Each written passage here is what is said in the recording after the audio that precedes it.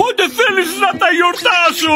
Τουλάχιστον είχα την ευγένεια να ξεκινήσω το πάρτι μου μετά το σχόλασμα του καλύτερου μου φίλου. Τα λέμε απόψε, φιλάκι. Α, Ποσειδώνα μου, αυτό ξεπερνάει και τη χειρότερη φαντασία. Σωστά, ήρθε η ώρα να κάνω ό,τι μπορώ.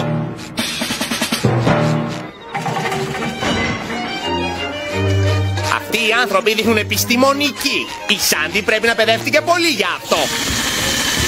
Γεια σου Σάντι, τι κάνεις? Α, για Παμπς Φουκαράκη, πρόσθετα μερικές τελευταίες λεπτομέρειες. Σε ευχαριστώ για απόψε, για τη βοήθειά σου. Γι' αυτό και ο κύριος Καβούρης στηρίζεται τόσο πάνω σου. Α, πρέπει να βοηθήσω τον κύριο Καβούρη.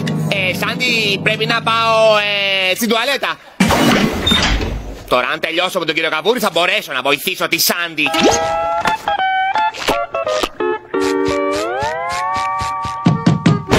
Σφουγγαράκι, το ήξερα ότι δεν θα σε απολύσω. Στηριχτείτε πάνω μου, κύριε. Δεν θα διακινδύνευα ποτέ να γραφτεί στην αναφορά μου ότι... Εντάξει, για να δούμε τι γράφει.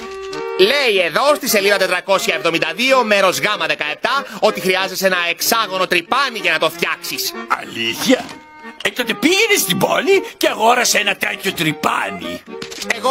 Ή μπορείς να κάτσεις εδώ και να με βλέπεις να συμπληρώνω την κάρτα της αναφοράς σου.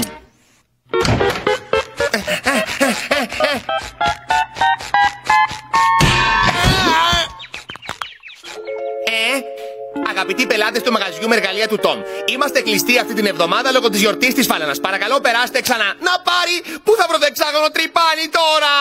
Μόλις τέλειωσα. Σάντι! Γεια σου Πατρίκ, τι κάνεις στην πόλη? Αγόρασα μερικά καπέλα γενεθλίων για το πάρτι γενεθλίων μου. Δεν ξέχασες το πάρτι μου, έτσι? Να ξέχασα! Πώς θα μπορούσα να ξεχάσω το πάρτι του καλύτερου μου φίλου, Έχεις ήδη όμως ξεχάσει κάτι. Όχι, δεν έχω. Έχω. Ξύπνα! Την τούρτα μου! Α, ναι! Αυτό! Τώρα θα την έπαιρνα. Γι' αυτό ήρθα στην πόλη. Ναι. Ξέχασα την τούρτα σου.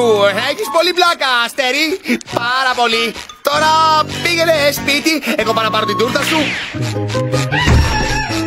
Γεια! Θέλω μια τούρτα γενεθλίων. Μόνο αυτή έχω. Με συγχωρείς για την ψώρα. Μπορείτε να την κάνετε να λέει χρόνια πολλά? Τι θες ή όχι? Δεν έχω πολύ χρόνο.